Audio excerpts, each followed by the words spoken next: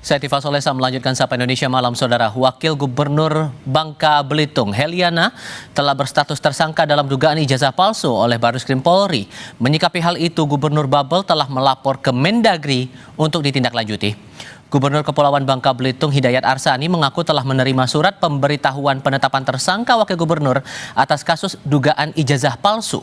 Menyikapi hal itu, Gubernur Babel mengaku sudah melaporkannya kepada Menteri Dalam Negeri untuk tindak lanjut sesuai ketentuan yang berlaku. Meski Wagub Heliana resmi tersangka, hal itu tidak mempengaruhi roda pemerintahan dan pelayanan kepada masyarakat di Bangka Belitung. Usai penetapan tersangka, hingga kini Wakil Gubernur Heliana belum memberikan keterangan resmi.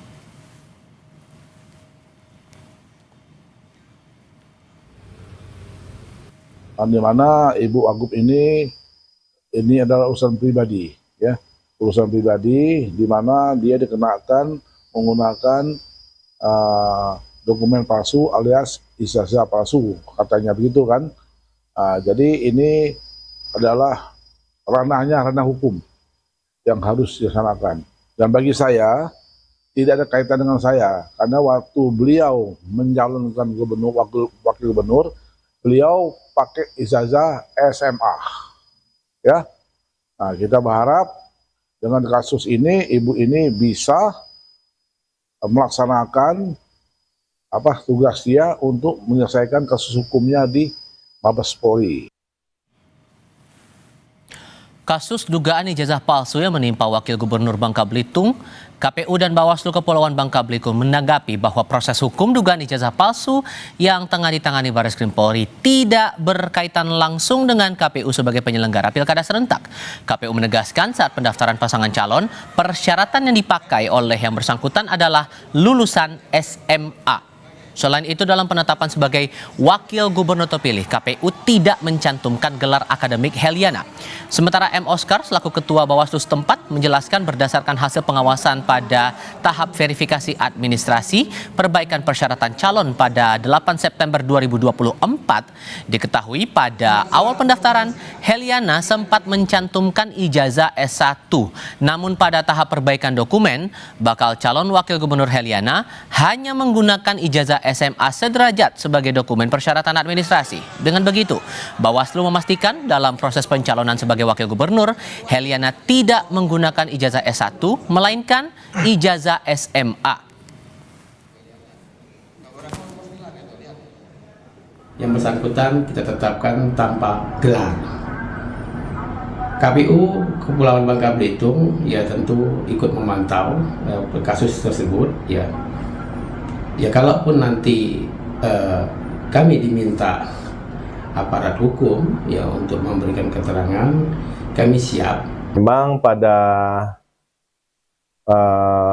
pendaftaran itu sempat pada administrasi perbaikan ya sempat ingin menggunakan ijazah S1, namun sudah diajukan perbaikan secara administrasi, perbaikan dokumen ya bakal calon wakil gubernur, beliau menggunakan ijazah SMA. Usai Bareskrim Polri menetapkan Wakil Gubernur Bangka Belitung Heliana sebagai tersangka ijazah palsu sarjana, kini muncul pertanyaan tentang integritas penyelenggaraan pemilu, validitas dokumen pencalonan hingga konsekuensi hukum dan politik di masa depan. Lalu bagaimana proses verifikasi ijazah saat pencalonan berlangsung? Apakah penetapan tersangka ini otomatis berdampak pada status jabatan Wakil Gubernur, dan sejauh mana pula pertanggungjawaban hukum bisa diberlakukan dalam kasus yang menyangkut pejabat publik aktif ini? Kami diskusikan bersama dengan para narasumber. Dua narasumber bergabung di studio Kompas TV kali ini. Ada Ketua KPU Provinsi Kepulauan Bangka Belitung, Husin, dan Heri Firmansyah, pakar hukum pidana dari Universitas Tarumanegara. Selamat malam Bapak-Bapak sekalian, apa kabar? Malam. Terima kasih sudah datang di studio Kompas TV kali ini. Duduk perkaranya perlu dipahami juga bahwa awalnya ada laporan kepada polisi oleh seorang mahasiswa namanya Ahmad Sidik dari Universitas Bangka Belitung tanggal 21 Juli 2025. Ia menilai ada keganjilan karena ijazah Heliana ini disebut terbit 2012, sementara tercatat sebagai mahasiswa 2013 dan berhenti tahun 2014. Walaupun kemudian Pak Husin yang diserahkan kepada KPU saat itu adalah ijazah SMA dan itu sesuai dengan standar minimal syarat administratif, tapi muncul pertanyaan, kok bisa KPU dalam tanda kutip kecolongan seperti ini, baru ketahuannya sekarang kok ada ijazah palsu? Ya, saya ingin menjelaskan dulu ya terkait pilkada serentak yang kita laksanakan, ya, bahwa ya proses yang kita laksanakan adalah pendaftaran, kemudian kita melakukan pendaftaran. Nah, pendaftaran itu sendiri adalah semua calon menyampaikan syaratnya menyampaikan semua dokumen terkhusus pendidikan. Ya, ini syarat dokumen pendidikan. Nah, dokumen pendidikan ini mengacu kepada peraturan perundangan dan PKPU tentu minimal SMA. Nah, kemudian calon bisa juga mengajukan ijazah S1, S2 sesuai S3, bahkan S3 sesuai dengan yang dilaporkan atau yang disampaikan. Selama syarat minimal terpenuhi? Ya, selama syarat minimal dipenuhi. Kalau untuk kasus Heliana ini? Nah, untuk kasus Heliana ini, saya ingin menyampaikan pada saat pendaftaran, sesuai dengan dokumen yang kita dapati, baik dokumen BB pencalonan maupun pencalonan partai politik, yang bersangkutan menyebutkan, menuliskan nama dengan sarjana, beserta dengan ijazah. Nah, disitulah proses yang kita lakukan dalam rangka mendapatkan kepastian hukum, kemudian kewenangan kita juga, ya, kita akan melakukan proses setelah dilakukan pendaftaran oleh pasangan calon tersebut, kita melakukan proses yang namanya verifikasi, klarifikasi sebagai dasar bagi kami untuk melakukan penetapan, penetapan dari bakal calon menjadi pasangan calon yang berhak untuk mengikuti pilkada. Nah, proses itu kita lakukan. Nah, setelah kita lakukan, ternyata ya yang kita lakukan dalam tim, kita tidak mendapatkan sebuah dokumen ataupun apa saja yang membuat kami yakin itu absah atau benar. Artinya karena prinsip keraguan kami, kita melakukan klarifikasi langsung ke penerbit ijazah itu sendiri. Nah, karena tidak tercapai itu, ya maka pada waktu itu kita tidak menetapkan dulu, kita menetapkan status yang bersangkutan itu dengan ijazah S1-nya ya. Kita tidak dapat langsung kita tetap berlakukan BMS belum memenuhi syarat. Oke, sorry saya potong. Sebelum ke status BMS itu, yang membuat KPU ragu saat itu dalam hal apa? Pertama ya, kalau dalam ketentuan PKPU, setiap ijazah yang diajukan oleh calon baik gubernur maupun wakil gubernur maupun wali kota, bupati, semua wajib kita lakukan verifikasi administrasi. Verifikasi administrasi ini kan adalah yang diajukan itu adalah fotokopi ijazah yang delegalisir. Nah, ketika kita melakukan verifikasi ternyata dalam delegalisirnya kita perhatikan ada keraguan, maka kewajiban kita untuk melakukan klarifikasi, namanya verifikasi faktual. Maka kita lakukan klarifikasi ke tempat lembaga pendidikan yang mengeluarkan ijazah tersebut, baik SMA, S1, S2, S3, semuanya kita lakukan klarifikasi langsung. Nah, pada saat kita melakukan klarifikasi langsung di kampus yang bersangkutan, yaitu kampus Universitas Azhara, kebetulan kampusnya sudah tutup, Pak. Sudah tutup, tim kita tidak ketemu karena memang akademiknya nggak jalan lagi. Tutup 2024 kalau nggak salah ya, Pak. Nah, sekalipun artinya masih ada pejabat-pejabat di situ, ya semua berdasarkan laporan tim kepada saya, semuanya tidak berkenan memberikan keterangan resmi terkait ijazah itu. Nah, artinya kami tidak mendapatkan keterangan atau surat dokumen untuk sebagai syarat bahwa ijazah S1 itu bisa kita tetapkan untuk menjadi salah satu syarat daripada yang bersangkutan. Oke. Nah, setelah itu statusnya BMS diminta untuk perbaikan dong. Nah, perbaikannya gimana tuh, Pak? Nah, ketika kita tetapkan di awal belum ini syarat, maka ketentuannya adalah kami melakukan lagi artinya klarifikasi kepada yang bersangkutan yang melalui timnya kan.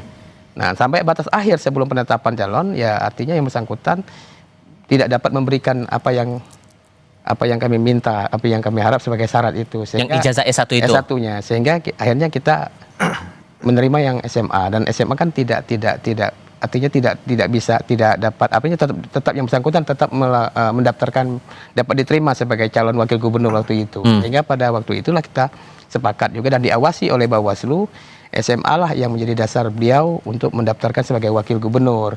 Maka dalam surat keputusan pleno kita terkait penetapan pasangan calon ya yang bersangkutan tidak terdapat gelar.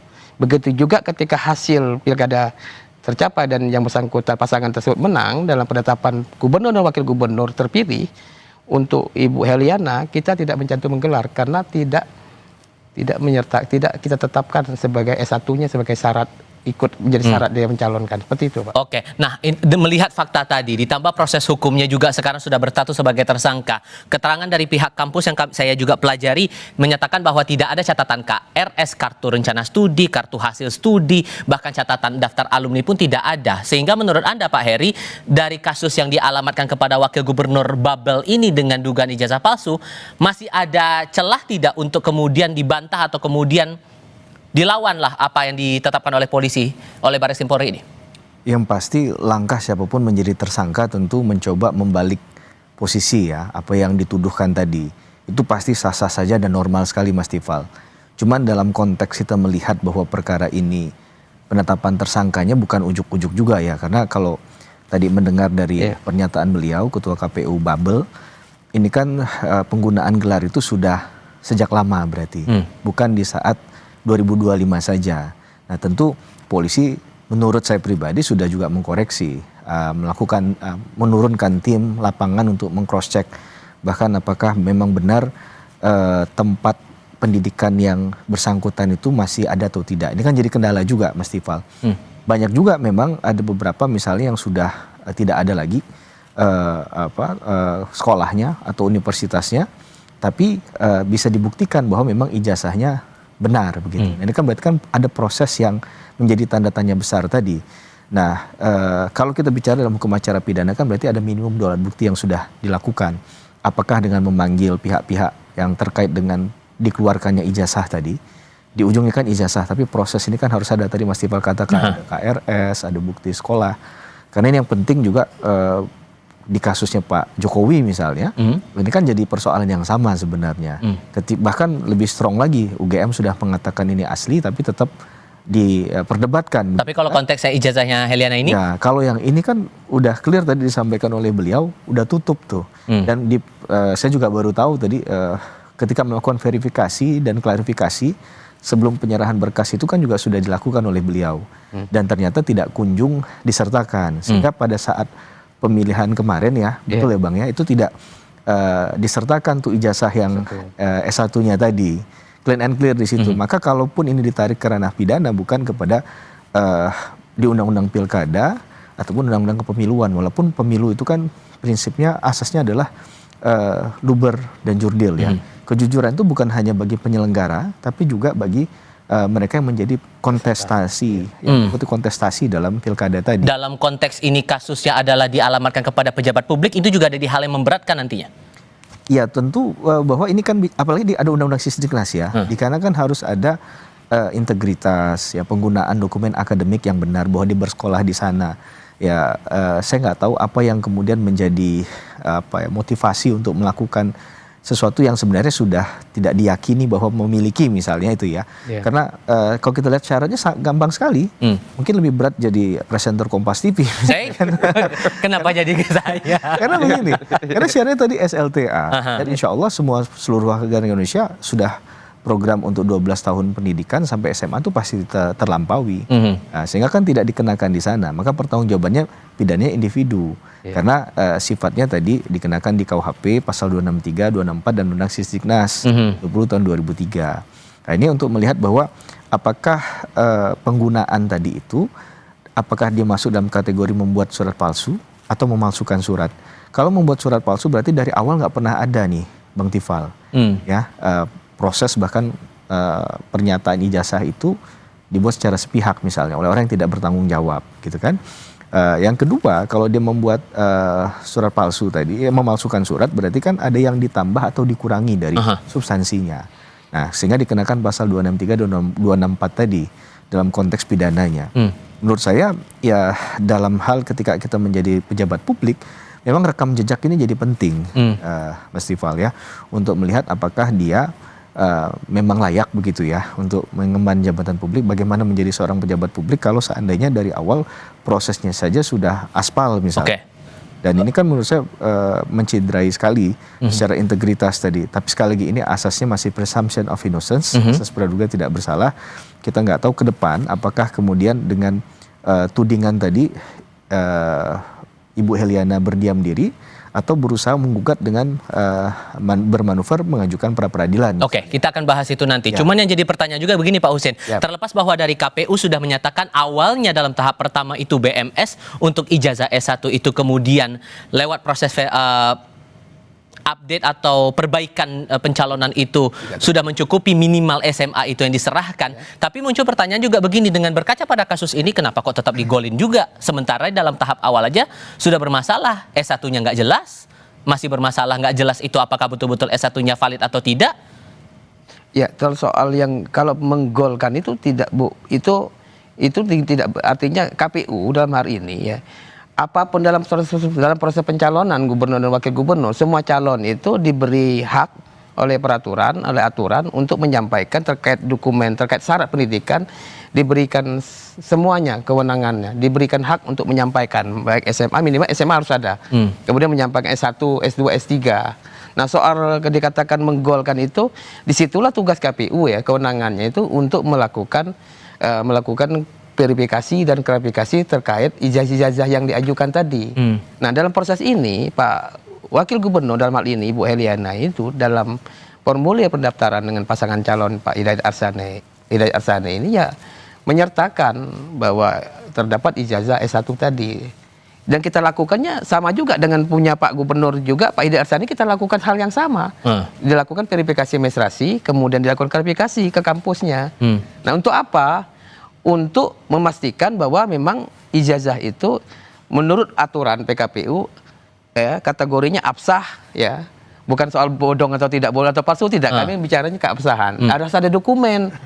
Nah, untuk dokumen yang kita dapati dari pihak kampusnya tidak kita dapati pada saat kita melakukan verifikasi langsung, klarifikasi langsung. Oke, nah dengan kasus hukumnya sudah berjalan sekarang, KPU sempat kepikiran nggak bahwa ujungnya akan seperti ini? Oh, nggak berpikir, kita nggak ada berpikir seperti itu. Yang penting tugas kami sudah benar, bahwa dalam pencalonan kemarin ya kita sudah melayani peserta sesuai dengan PKPU yang mengatur PKU 8, kemudian PKPU nomor 10 hingga keputusan KPU, kita sudah melaksanakan aturannya dengan baik dan benar. Sehingga maka ketika kita lakukan itu untuk Ibu Heliana tadi adalah hanya dapat kita terima dengan ijazah SMA dan itu sudah sah sesuai dengan aturan bahwa sah. Jadi kemudian kita tetapkan sebagai pasangan calon dengan Pak Hidayat Arsane. Nah, kemudian terjadilah proses pemilihan dan menang. Pada saat pleno kita tetapkan sebagai gubernur dan wakil gubernur terpilih. Dan dalam penetapan dokumen penetapan kita, surat keputusan kita, berita acara maupun keputusan yang kita tetapkan, ya kita tidak boleh mencantumkan sarjananya. Ya kalau yang Pak Hidayat Arsane kita cantumkan karena sudah dilakukan kayak itu. Tapi di sisi lain dengan kasus ini Pak Heri, dari pihak Heliana mengaku keberatan, bahkan yang saya baca terakhir kali keterangan dari penasihat hukum Heliana Zainur Arifin, mereka berencana untuk melakukan pra peradilan. Kalau kemudian Anda merasa bahwa ini kasusnya sudah clean and clear, pembuktiannya akan bagaimana dari kedua belah pihak, baik itu dari polisi maupun juga dari pihak Heliana untuk membuktikan ini asli atau palsu, ini valid atau tidak? Jawabnya nanti, kita jeda sebentar. Tetap di Kompas TV.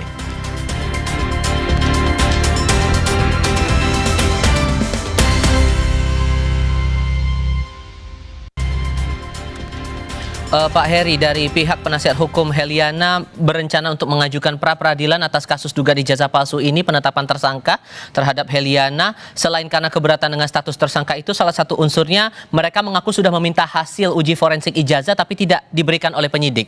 Kalau kemudian Anda nyatakan kasus ini sudah clean and clear, maka kalau kemudian akan masuk dalam tahap pra peradilan bakal gampang atau bakal ada drama baru di sini? Yang pasti fokusnya pada pemenuhan minimum 2 alat bukti. Persoalannya pasti yang digugat adalah bukan hanya secara kuantitas, tapi secara kualitas yang dimiliki oleh penyidik ini sudah tepat atau tidak. Begitu ya. Bagaimana cara memperolehnya juga disoal. Kemudian ketersediaan alat bukti, akses kepada si tersangka sudah diberikan atau tidak. Nah, mudah-mudahan ini masuk dalam kategori yang dimaksud dalam Perma nomor 4 tahun 2016 terkait dengan pra peradilan juga yang mengatur tentang sebenarnya lebih banyak kepada hal formal. Nah, kalau ini kemudian ternyata diamini, maka pra peradilannya punya potensi itu di sana untuk bisa menang.